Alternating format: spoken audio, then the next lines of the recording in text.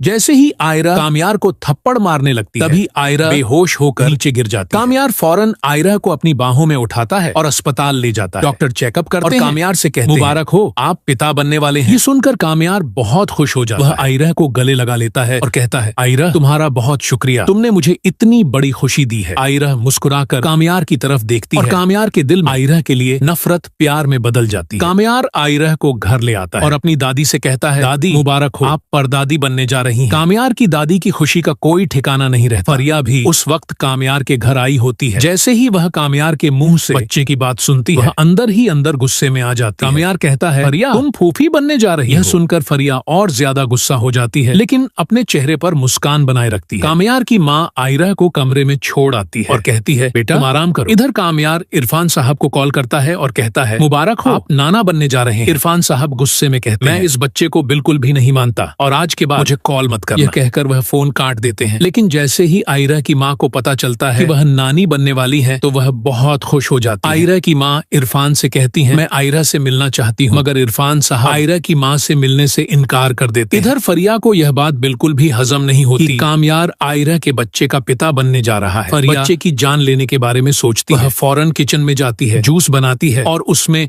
जहर मिला देती है, फिर बाहर आ जाती है। अब जैसे ही कामयार की माँ किचन में जाती है, सामने रखा जूस देखकर उसे उठा लेती है और आयरा को देने के लिए ले जाती है। आयरा जूस पी लेती है। कुछ देर बाद उसकी तबीयत खराब होने लगती है और वह बेहोश हो जाती है। इधर कामयार पिता बनने की खुशी में आयरा के लिए सोने का सेट लेकर आता है और उसके कमरे में जाता है। जैसे ही उसकी नजर आयरा के चेहरे पर पड़ती है, वह देखता है कि उसके मुंह से झाग निकल रहा है। यह देखकर कामयार घबरा जाता है, फौरन आयरा को दोबारा अस्पताल ले जाता है। डॉक्टर कहते हैं, मरीज को जहर दिया गया, आप सबसे दुआ की अपील है। ये सुनकर कामयार पूरी तरह से हैरान हो जाता है और उसे समझ नहीं आता कि आयरा को जहर कौन दे सकता है। कुछ देर बाद डॉक्टर आते हैं और कहते हैं, हमने मरीज को तो बचा लिया है, लेकिन हम उनके बच्चे को बिल्कुल भी नहीं बचा सके। यह सुनकर कामयार की आंखों में आंसू आ जाते हैं। कामयार की दादी उसे हौसला देती और कहती हैं, बेटा परेशान होने की कोई जरूरत नहीं। कामयार अपने घर वालों से कहता है, इसके पीछे जिसका भी हाथ होगा मैं उसे बिल्कुल नहीं छोड़ूंगा। कामयार घर की सीसीटीवी फुटेज करता है। वह देखता है कि उसकी माँ आयरा को जूस देने के लिए कमरे में जाती है। उसे अपनी माँ पर शक होता है, लेकिन उसकी माँ कहती है, बेटा किचन में पहले से ही जूस बना हुआ था, मैंने वही आयरा को दे दिया। लेकिन जैसे ही कामयार वीडियो थोड़ा और पीछे करता है, वह देखता है कि फरिया जूस में जहर मिला रही है। यह देखकर घर वाले बहुत परेशान हो जाते हैं। कामयार गुस्से में फरिया के घर पहुंचता है, उसके बाल पकड़कर उसे जबरदस्ती गाड़ी में बिठाता है और अपने घर ले आता है। फरिया रोते हुए कहती है, बस मुझे एक मौका दो, मैं तुम्हें कभी धोखा नहीं दूंगी। लेकिन कामयार उसकी एक भी बात नहीं सुनता और जहर मिला जूस उसे पीने के लिए देता है। फरिया बहुत घबरा जाती है, मगर कामयार जबरदस्ती उसे जूस पिला देता है। इधर इरफान साहब को भी पता चल जाता है कि आयरा का बच्चा पैदा होने से पहले ही चला गया है। फौरन अपनी पत्नी के साथ आयरा के पास पहुंचते हैं। आयरा जैसे ही अपने पिता को सामने देखती है, वह फौरन उन्हें गले लगा लेती है। इरफान साहब कहते हैं, बेटा तुम्हें परेशान होने की कोई जरूरत नहीं, मैंने तुम्हें माफ कर दिया है, मैं तुम्हारा दर्द समझ सकता हूँ। लेकिन कामयार अंदर से पूरी तरह टूट चुका होता है। उधर फरिया के मुंह से झाग निकलने लगती है। कामयार की दादी उससे कहती है, इसे माफ कर दो, इसे जाने दो। लेकिन कामयार कहता है, दादी मैं इसे बिल्कुल नहीं छोड़ूंगा, इसने मेरे बच्चे की जान ली है। तभी आयरा कामयार से कहती है, मेरे कहने पर इसे माफ कर दो। कामयार घर के नौकरों से कहता है, इसे अस्पताल में भर्ती करवा दो। इसके घर वालों को इसके बारे में बताने की कोई जरूरत नहीं है। अगर आप आयरा और कामयार का बच्चा देखना चाहते हैं तो कमेंट बॉक्स में